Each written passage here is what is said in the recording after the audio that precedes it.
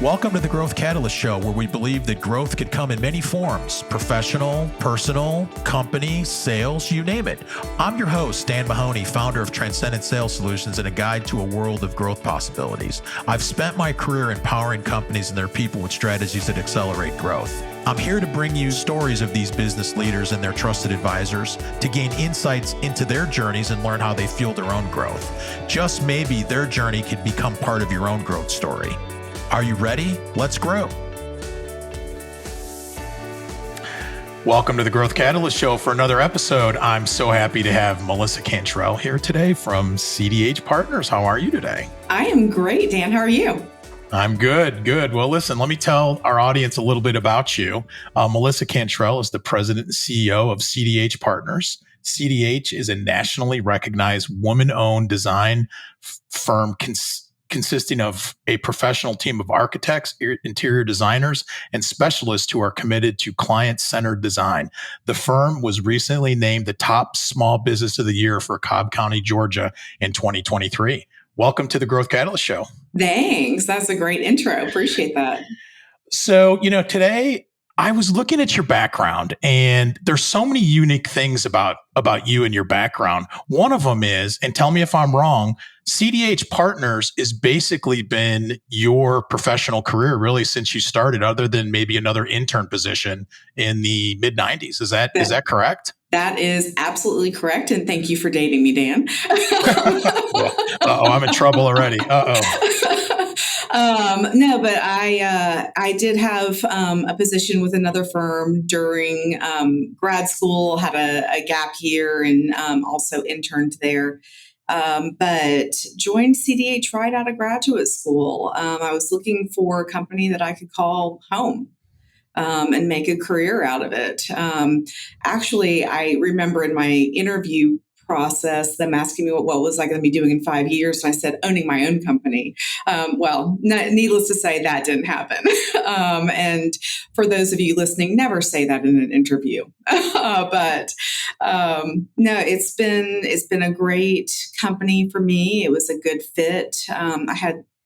Came into the market at a great time, had plenty of offers, but there was something special and unique about the leadership and the teams and the work that the company does that just resonated with me. Thought long and hard, prayed over it, and obviously made the right decision.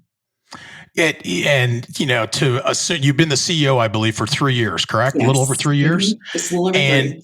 You had a journey from intern to CEO over that almost, I think it's just at about 25 years. That's right. So talk a little bit about that journey, a little bit from starting from the bottom and moving way up, and some things you learned along the way. Wow. Where to start? I think the one thing that I learned along the way was how to advocate for myself. And how to be part of a team that was impacting lives well outside the boundaries of what we do. And that's really what's driven me my entire career. As a woman in a very male-dominated profession, there was, in my architecture class at Georgia Tech, there were 5 of us that graduated that year with our master's degrees, and the rest were men.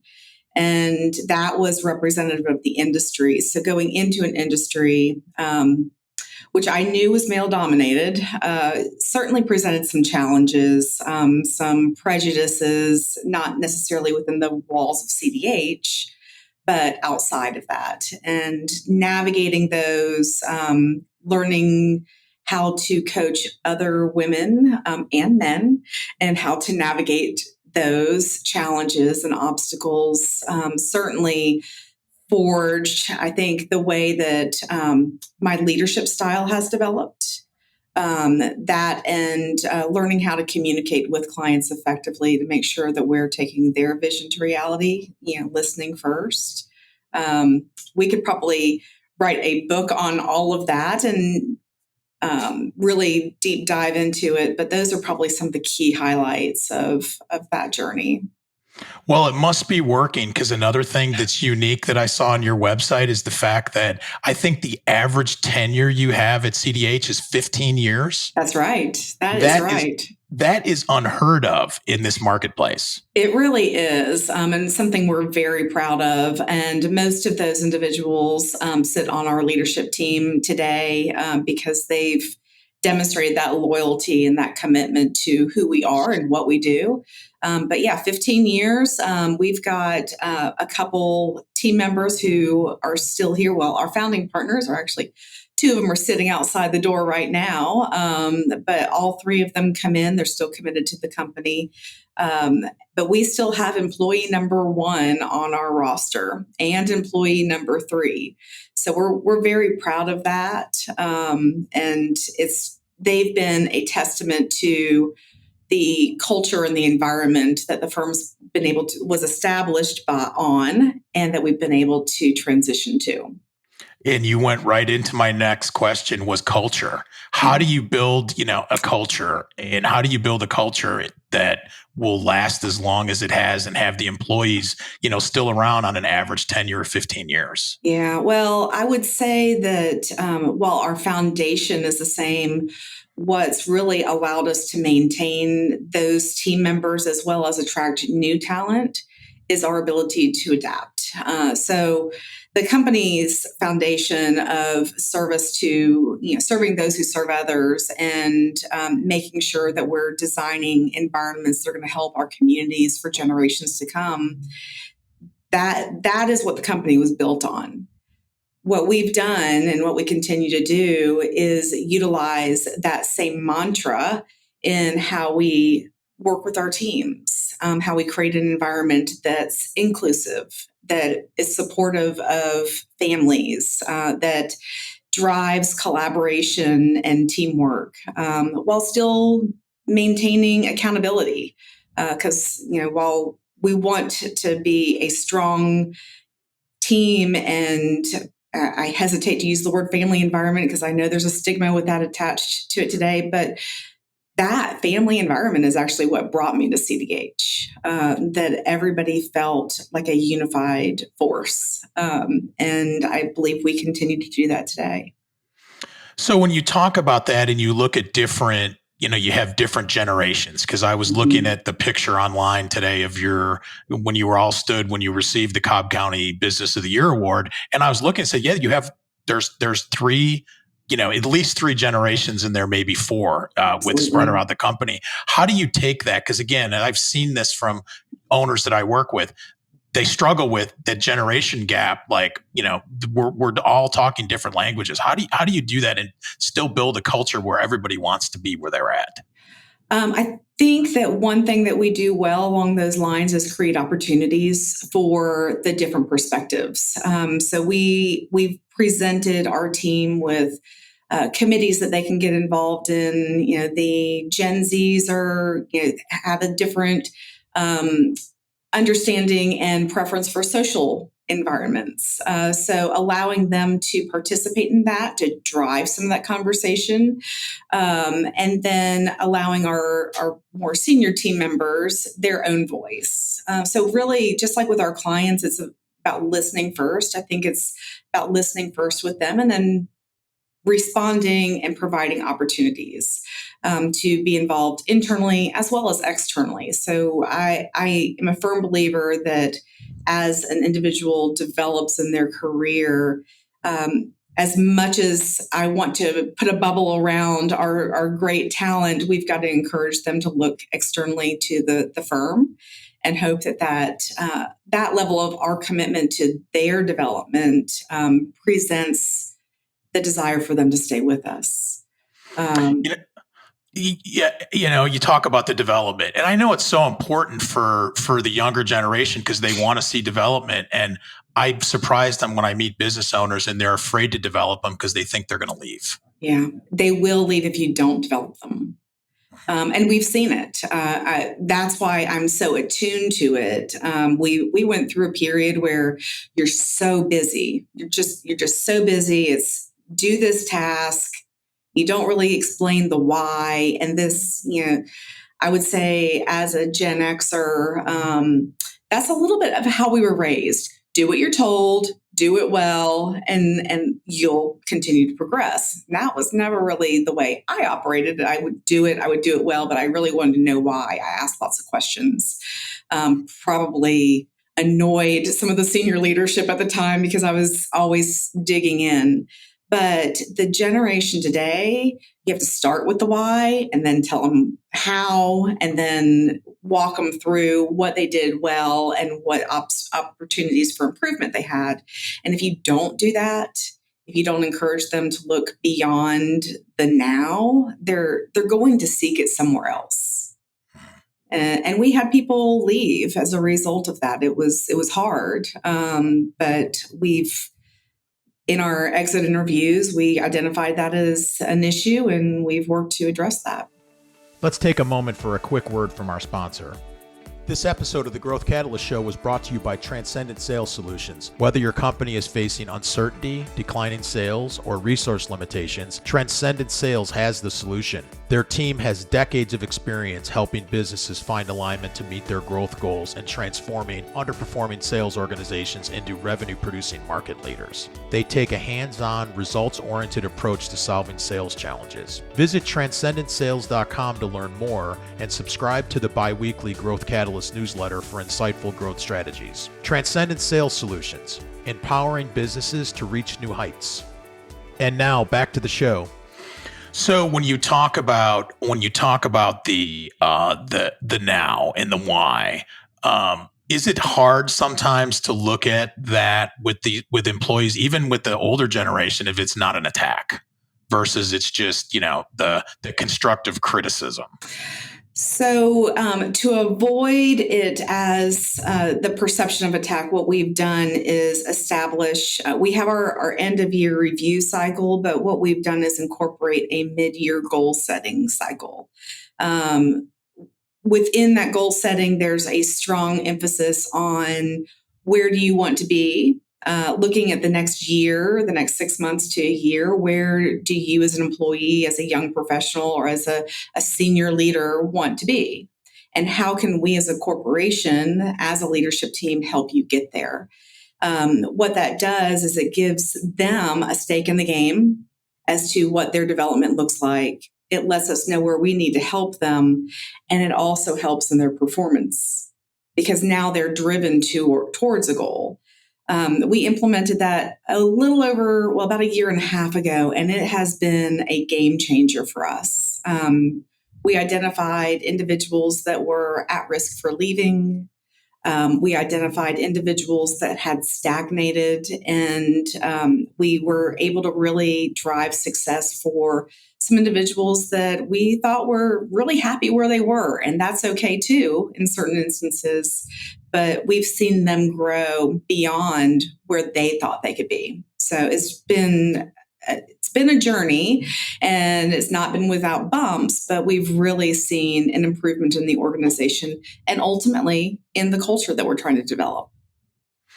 And if I look at, you're all creative. There's a creative aspect to everything you do. And I always look at wow, when you get a lot of creative people in the room, how do you do that, especially with a client who I could only imagine the expectations that have to be managed on the client when you're working on a project. Talk a little bit about that. Yeah. So getting a bunch of creatives in the room is a real hazard. It's we can tend to go a little crazy in some of our approaches and our thoughts, but one thing we focus on, especially when we're looking at developing our emerging professionals, is to listen first. And by listening first, they can begin to develop that muscle memory of how to take what somebody is saying, process it, and respond to it in an appropriate fashion. That's hard because we have our own ideas. One thing we pride ourselves on here at CDH, though, and again, it's a constant coaching and mentorship, is making sure that we're bringing our clients' vision to reality versus some of our competitors will cast their vision of what that reality should be. And project after project and client after client, which is why we have an 80% return client basis in our portfolio, is because we've brought their vision, their stakeholders, their parishioners, your patient's vision to reality. And that, I think, is a unique aspect of what we do, and it is difficult as creatives. I'm creative in a different way, but never in an artsy way. Never have been. And I was looking at your website today, and I'm like, oh my God, I've been in that building, and I've been in that building, and it's amazing. Like whether it's a health park, or it's a church, or it's a community type center. Like, talk about the work in general. Like, how does the work come to your company? Is it all bid, or is it through reputation? A little bit both. I'm really curious. I would say it's a little bit of both. Of course, the market in general has shifted over the years. The company was founded and operated predominantly on relationships and word of mouth basis.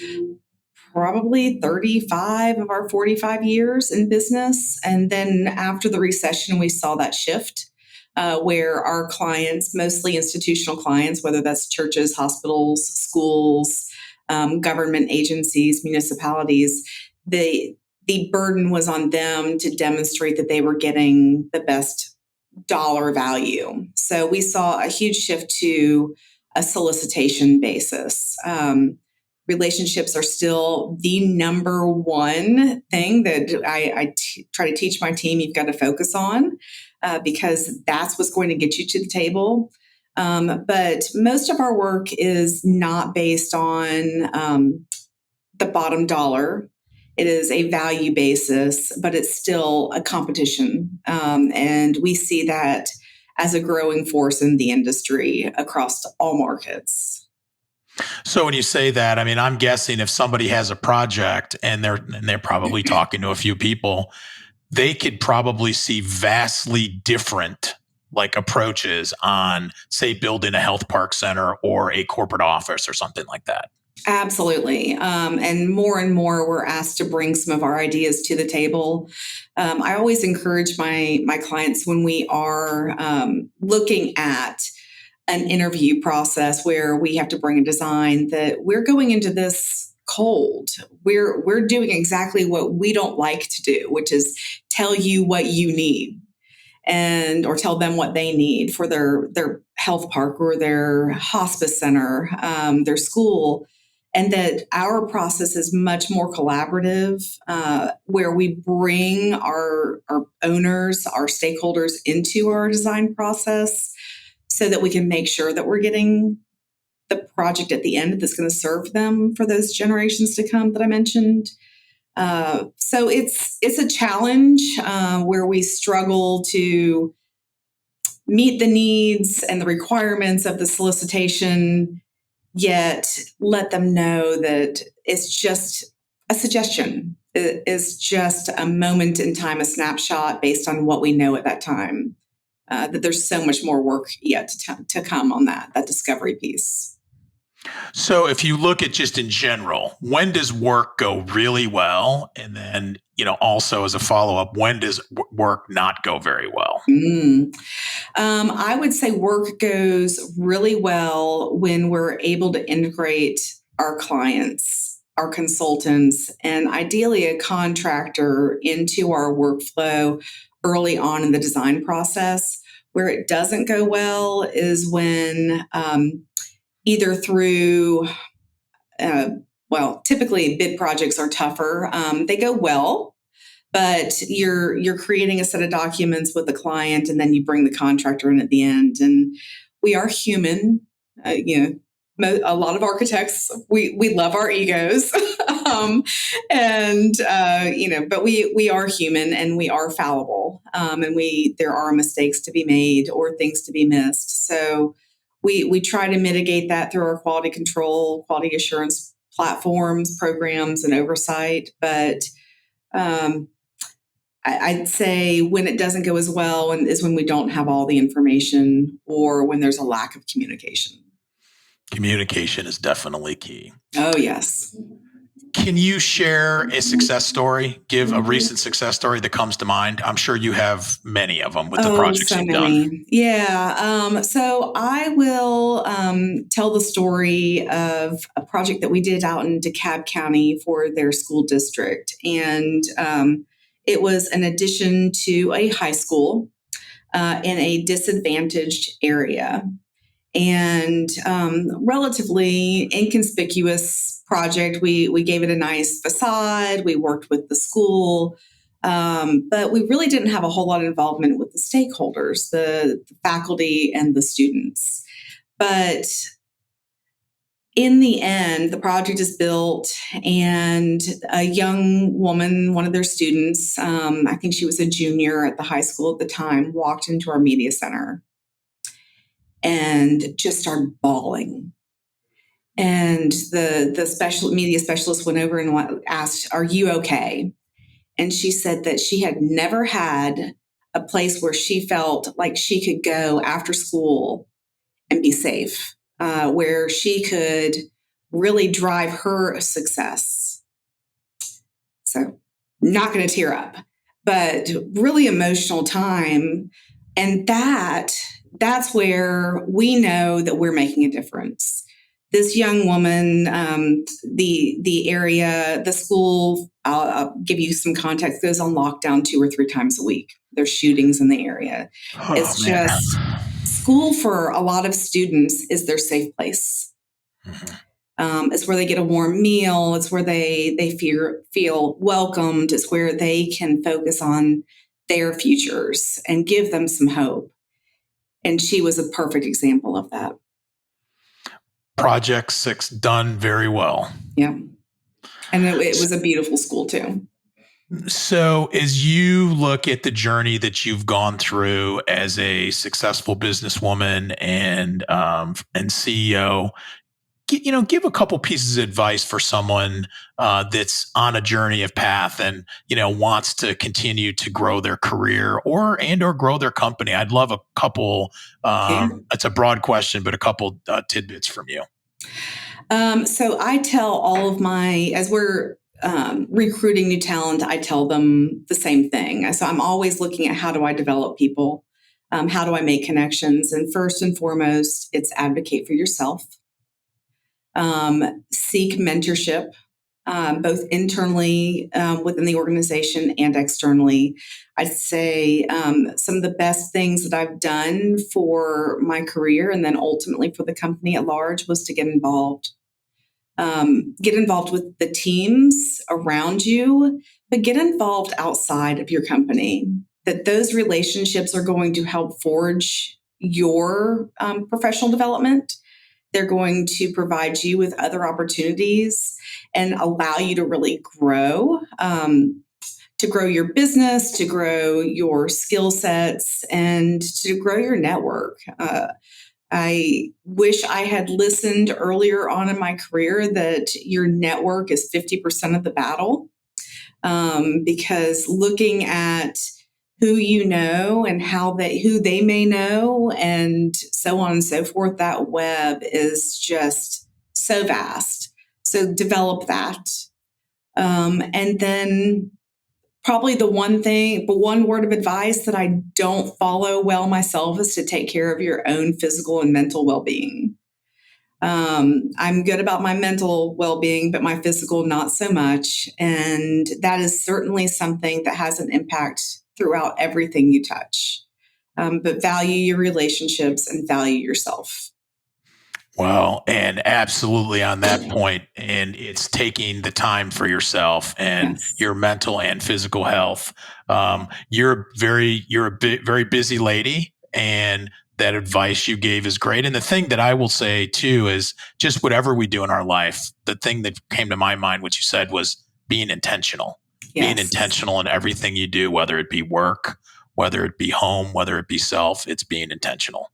100%. Melissa, I really appreciate your time today. Last question is, if somebody wants to learn more about CDH Partners, how can they find out about them? You can check out our website. We're actually in the process of developing it further to give more focused interest on our market sectors, but reach out to me on LinkedIn. Find me on social media. I'm trying my best to be everywhere, but you can always call me too. Yeah, I will, to a fault, do my best to get back to everybody that calls me, and really try to work with you. So please reach out, learn more about us, ask questions, visit with us. We're at 100 City View in Atlanta, and would love to entertain anybody who wants to walk on in. Well, Melissa, you're very easy to find. You are everywhere. I see you many places. I want to congratulate you on your success personally and for your business. And thank you for joining the Growth Catalyst Show today. Thanks, Dan. I appreciate it. I enjoyed it. And that's a wrap for today's episode of the Growth Catalyst Show. Remember, you can take these stories of growth and make them part of your own journey. Learn from them, draw inspiration, and let them guide your path of growth. I'm your host, Dan Mahoney, and I look forward to our next journey together. If you've enjoyed the show, please subscribe and leave a review. Until next time, keep growing.